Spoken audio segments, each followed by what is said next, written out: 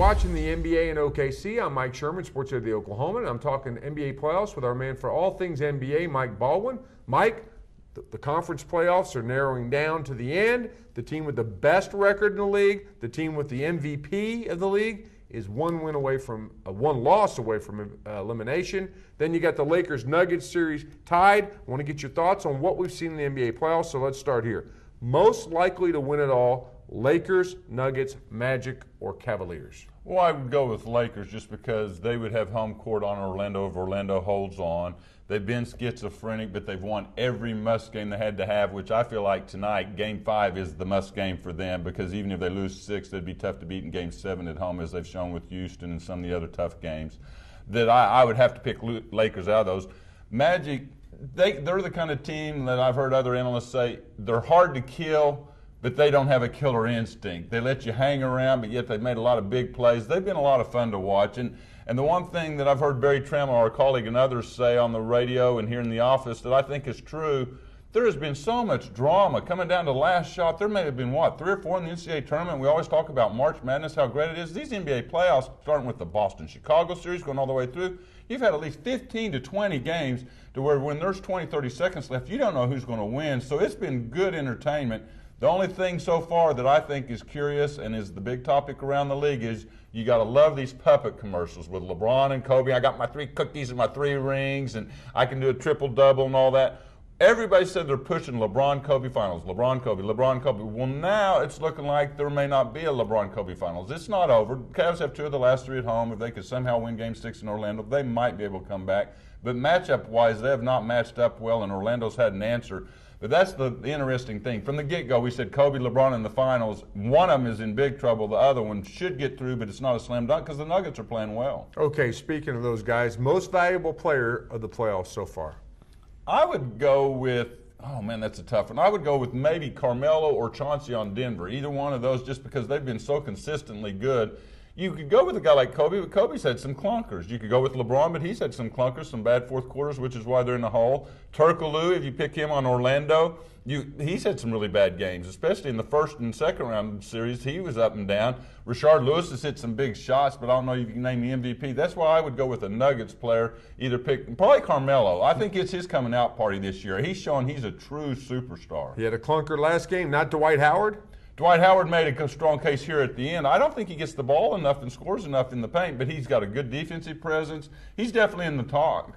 I mean, he's definitely one of the candidates out there, and this may be his coming out year too. Carmelo and Dwight Howard have shown they were on that Olympic team, remember? They weren't Dwayne Wade or Kobe or LeBron or even Chris Paul that had a great Olympic, but they were on those teams and played well. They're about that age that they're going to the next level, and both of them have played really well in the playoffs. Okay, playoffs MVC, most valuable coach. Well, that's where I definitely have to go with George Karl, just because he's had his guys play harder game in, game out than anybody.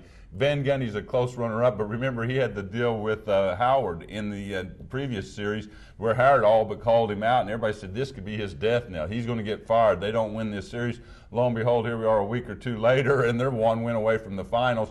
The way he's handled those situations, the way he's handled technical fouls, the way he's handled some tough calls, because a lot of people feel like the league is calling for LeBron, and they're getting some bad calls. He's handled a lot of that well. Remember the famous line, I think the best coaching line in the whole playoffs, is when he came in, he said, am I supposed to come in here and politic for the next game with the officials, or are we supposed to just talk about the game and let it play?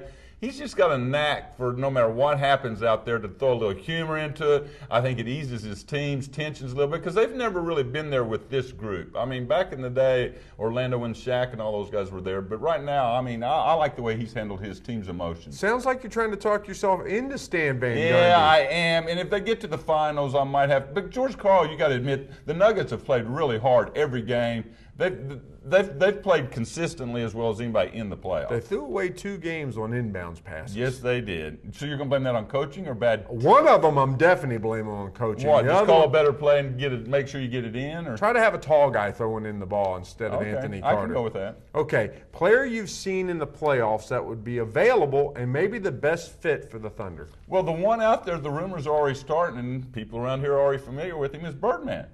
I mean, they got him dirt cheap in his hometown, the Denver Nuggets, because he had a 2-year drug suspension. He has a little bit of that red flag, as they say in the NFL drafts. Be leery of him. He's got a history. All he's done is sell 4,000 T-shirts a week in Denver. Did you see the little grandma the other day, 70 years old, with her gray hair spiked up and a headband around in the stands? I'd like to try that here. You want to try that? I mean, he's been a lot of fun, and guess what? He was second in the league in block shots behind Dwight Howard. He is in the top 10 or 15 in rebounds. He gives you that energy off the bench, a little bit of the inside presence. He's not a dominating defensive center, but he gives you the energy, starts the fast break, can run the floor.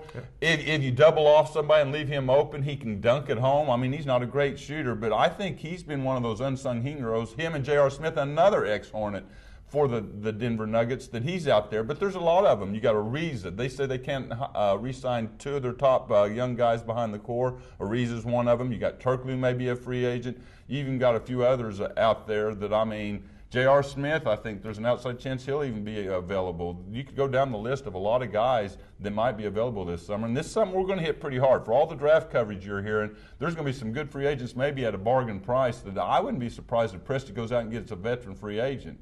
Finally, there's a lot of draft speculation blowing in the wind, and here's one that's blowing.